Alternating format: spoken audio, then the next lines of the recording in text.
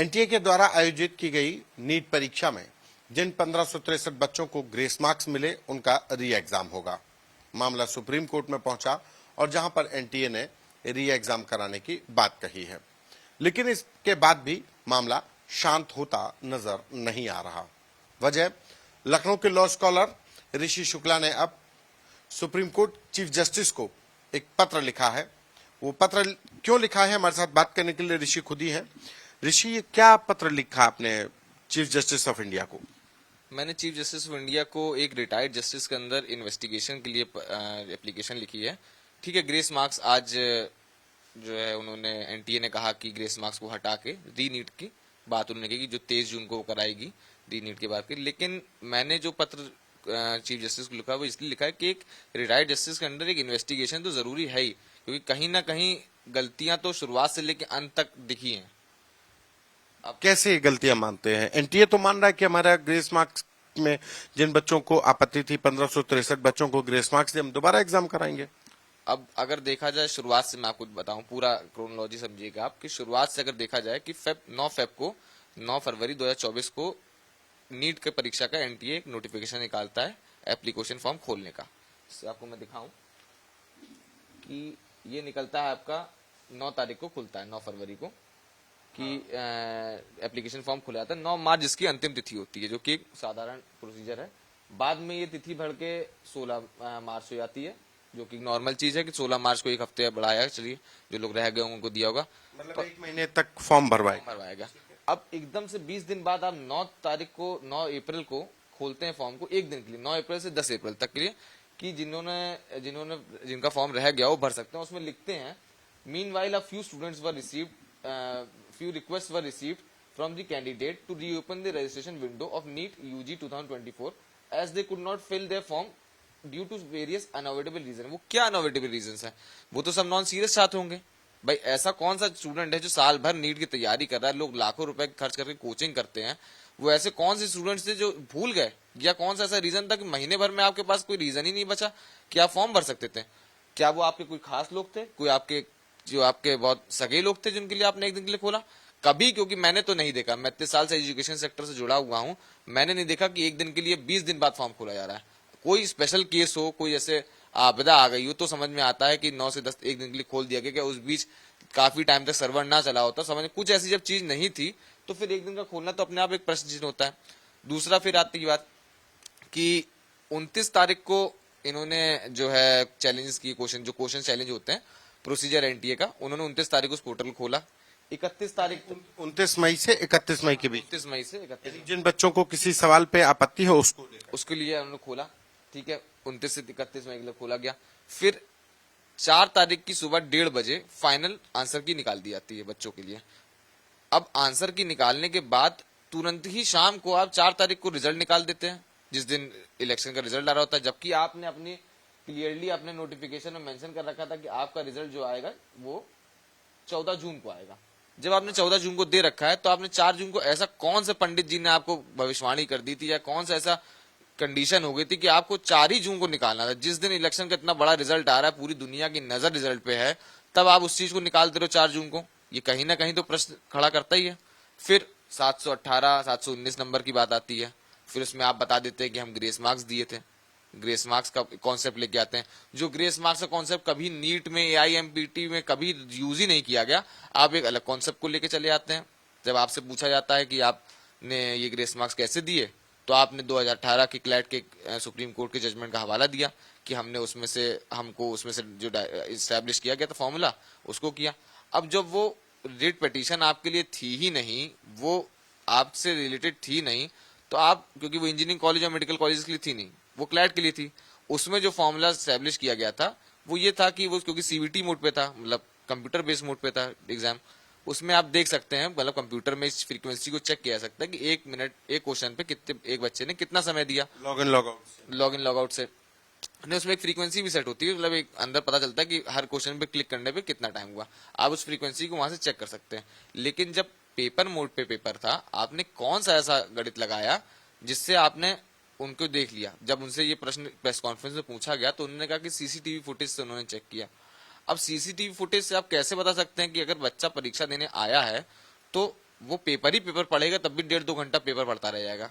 तो आपने कैसे चेक कर लिया इसकी फ्रीक्वेंसी? ये तो इसीलिए तो एनटीए ने कह दिया कि अब हम री एग्जाम कराएंगे। जिस 1563 बच्चे जिस स्कूल में हुआ, जहां पे स्क्रीन नहीं खुली, जहां पे पेपर बटने में दिक्कत हुई, क्वेश्चन पेपर फटे मिले, या तमाम चीजें थी, तो उसको उन्होंने कह कर दिया है री एग्जाम के लिए। अब अगर देखा जाए उन्होंने कैसे किया, अभी आखिरी प्रेस कॉन्फ्रेंस तक वो अड़े हुए थे कि नहीं हमारा फॉर्मूला सब कुछ जो है सब कुछ बेस्ट है। कल जब हरियाणा की जिस सेंटर पे ये सब बवाल खड़ा हुआ था, वहां पे प्रिंसिपल ने बोला कि हमारा समय से पेपर शुरू हुआ, समय से पेपर खत्म हुआ, कोई भी चीज हमारे से कोई भी चीज बिगड़ी नहीं है। तब इनको लगा कि अब ये फंसते जा रहे हैं। अगर देखा जाए तो इन्होंने एक बड़ी अपराध को छुपाने, मतलब जैसे एक डकैती के अपराध से बचने के लिए एक छोटी पॉकेट मारी की चीजों में अपने आप को कह दिया कि ठीक है हमने ये काम किया था। अब आपने छोटी चीज को बैकफुट पे आ गए। आप नहीं समझ रहे कि अब देखा जाए अगर कि ग्रेस मार्क्स से क्या अंतर पड़ेगा, 1500 छात्रों की बात है, क्या 24 लाख छात्र कुछ नहीं बचे? उनकी जिंदगी नहीं है।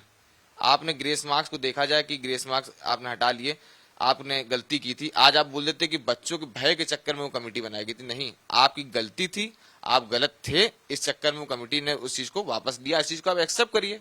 आपको क्यों डर लग रहा है? आपको क्यों डर लग रहा है कि इन्वेस्टिगेशन हो जाएगा रिटायर्ड जस्टिस के अंदर, तो आप क्यों डर रहे हैं?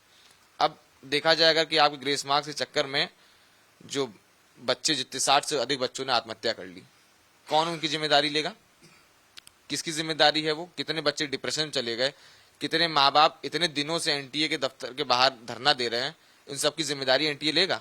नहीं ले सकता। क्या उन बच्चों को वापस ला सकता है? नहीं ला सकता। इस मामले में तो जांच हो रही है ना, बिहार पुलिस कर रही है, बिहार की ईओडब्ल्यू टीम कर ही रही है, वहां पे कुछ लोग पकड़े भी गए हैं, जांच तो हो रही है। अब अगर देखा जाए 2015 में एआईएमपीटी का पेपर जो आखिरी बार हुआ था, जब उसके बाद एनटीए गठित हुआ, नीट का पेपर बनाया गया, तो उस समय भी यही था कि अनफेयर मीन्स पकड़े गए थे, जिसके चक्कर में पेपर को कैंसिल किया गया था और ये बोला गया था ऐसे मैकेनिज्म्स को लेके आया जाए जिससे नीट जैसी इतनी बड़ी परीक्षा को बिना किसी अनफेयर मीन्स के और अच्छी तरीके से स्मूथली कंडक्ट कराया जाए। सेम चीज अभी बिहार में हुई कि वहां पे उस कन्फेशन हुआ है, गिरफ्तारी हुई है कि एक दिन पहले रात में वहां पे बच्चों को बुला के पेपर हटवाया गया, सेम प्रश्न पत्र अगले दिन आता है। जब बिहार पुलिस एनटीए से मांग रही है कि ओरिजिनल क्वेश्चन पेपर दीजिए, तो वो क्यों नहीं दे रहे? क्या कारण है कि आप पीछे हट रहे हैं? आपको अगर अपने आप एकदम श्योर है तो दे दीजिए उनको। पुलिस है, वो कोई प्राइवेट संस्था थोड़ा ना कि आप डर रहे हैं उनको देने से। जो एक क्वेश्चन पेपर आप बता रहे थे कि वो एग्जाम कल हुआ था, उसको लेकर के उसने अगर देखते हैं कि कल की बात है कि ये खुद ही देखिए अगर आप कि एनसीटीई का एग्जाम था जो कि कल होना, एनटीए नहीं कराया, ये एनटीए नहीं कराया। अब कल देखिए जाए उसमें लिखा है कि unfortunately due to the technical reason the examination which had commenced at some centre could not be initiated at all examination center. As a result, the examination has been postponed. A new date will for the NCET 2024 will be announced soon through the official NCET portal. जब same चीज है, मतलब glitch था, technical reasons थे। आप एक तरफ जब करते हो कि एक तरफ पोस्टपोन कर देते हो, दूसरी तरफ आप जो है ग्रेस मार्क्स कॉन्सेप्ट ले आते हो। मतलब जो चीज आप कभी कर ही नहीं रहे थे, जो आपका फॉर्मूले ही नहीं थे, उन फॉर्मूलों को आप नहीं रिपीट कर रहे हो, आप नई नई चीजों को लेके आ रहे हो। कहीं ना कहीं वो हमें आपको जो है डाल ला शक के घेरे में। और यही रीजन है कि लोग एकदम इतने आक्रोशित हैं छात्र कि मुझे तो बड़ा कठिन लग रहा है कि जो अभी 23 जून को जो परीक्षा होगी वो भी कोई सही तरीके से होगी। मुझे तो उस पर भी शंका होती है। एनटीए, अब आपने चीफ जस्टिस को जो पत्र भेजा है उसमें क्या मांग की है, क्या चाहते हैं? मेन मांग मेरी है कि पहले इन्वेस्टिगेशन हो इस चीज का, रिटायर्ड जस्टिस के अंडर हो, रिटायर्ड जस्टिस कमेटी बने, उसके चेयरमैन रिटायर्ड जस्टिस रहे और वो इसकी पूरी इन्वेस्टिगेशन करें थॉरली, मतलब शुरुआत से लेकर अंत तक, मतलब हर एक प्रश्न का उत्तर को देना हो कि आपने एक दिन में वो सारे कंप्लेंट्स मतलब वो जो रिक्वेस्ट दिखाएं कि कौन से अनअवॉइडेबल रीजन थे जो एक दिन के लिए आपने अपना पोर्टल खोला, कौन से ऐसे रीजन थे कि आपने 4 तारीख को रिजल्ट निकाल दिया, कौन से रीजन थे आपने ग्रेस मार्क्स का क्या फॉर्मूला सेट किया, कैसे किन बच्चों को दी। अभी तक उस दिन भी अगर आप प्रेस कॉन्फ्रेंस में देखें तो एक आपके पत्रकार बंधु ने जो है प्रश्न पूछा था कि कितने लोगों को कितने मार्क्स दिए गए। आप क्यों नहीं बता देते कि कितने, मतलब क्लियर कर देना कि 5 नंबर दिए गए, 10 नंबर दिए गए, 60 नंबर दिए गए। आप जैसे ही ग्रेस मार्क्स 15, ये ग्रेस मार्क्स के अलावा भी कुछ रिजल्ट बनाने में डिस्क्रिपेंसीज हैं, कुछ केसेस ऐसे हैं जिसमें रिजल्ट में कुछ अंतर आ रहा है। हाँ, मेरे एक परिचित हैं बनारस में, उनका ही केस है, वो अभी अपना कोर्ट में केस ही फाइल करने जा रहे हैं, आज मतलब फाइनल हो गया लमसम। उसके 60 नंबर एनटीए ने ही आंसर की जारी की है, एनटीए के द्वारा दी गई उनको ओएमआर शीट है। जब उसको मैच कर रहे हैं, जब उनको कैलकुलेशन कर रहे हैं, तो उसके 760 नंबर आ रहे हैं और 660 नंबर आ रहे हैं, और अभी जो रिजल्ट आया उसमें 651 नंबर आ रहे हैं। मतलब जो आंसर की से मिलाने पे 660 आ रहा है और उसमें 651 आ रहा है, ये कैसे पॉसिबल है? मतलब बहुत से प्रश्न है रिजल्ट में, हर एक पॉइंट पे एक जो है शक की चीज दिख रही है। तो आपको क्यों डर है? जाइए, इन्वेस्टिगेशन कराइए, थॉरली आप इन्वेस्टिगेशन करा के सामने, क्योंकि ये नॉर्मल नहीं कि ये किसी कॉलेज यूनिवर्सिटी का एग्जाम है, ये 24 लाख बच्चों की मन की चीज है। साल साल भर मेहनत करते हैं बच्चे, तब जाके परीक्षा के लिए बैठते हैं। कितने लोग साल बर्बाद कर देते इसलिए कि हम नीट में डॉक्टर बनेंगे। डॉक्टर बहुत बहुत ही नोबल प्रोफेशन है, लोगों की जिंदगी बचाते हैं। मतलब उसमें इस तरीके की चीजें करना, करप्शन, मुझे नहीं लगता कहीं से भी सही है। ये ऋषि शुक्ला हैं जिन्होंने चीफ जस्टिस को पत्र लिखा है और कहा है कि इस पूरे मामले की थॉरो इन्वेस्टिगेशन होना चाहिए, रिटायर्ड जस्टिस की अध्यक्षता में जांच हो। भले ये मामला एनटीए के द्वारा कहा गया कि ग्रेस मार्क्स का है और एनटीए अब री एग्जाम कराएगा, लेकिन यहाँ नीट परीक्षा की पवित्रता पर है सवाल। एनटीए की सवालिया निशान खड़े कर रहा है कि एनटीए की कार्यप्रणाली पर, जिसको लेकर के एक थॉरो इन्वेस्टिगेशन की मांग की जा रही है। कैमरा पर्सन संदीप के साथ संतोष कुमार, आज तक।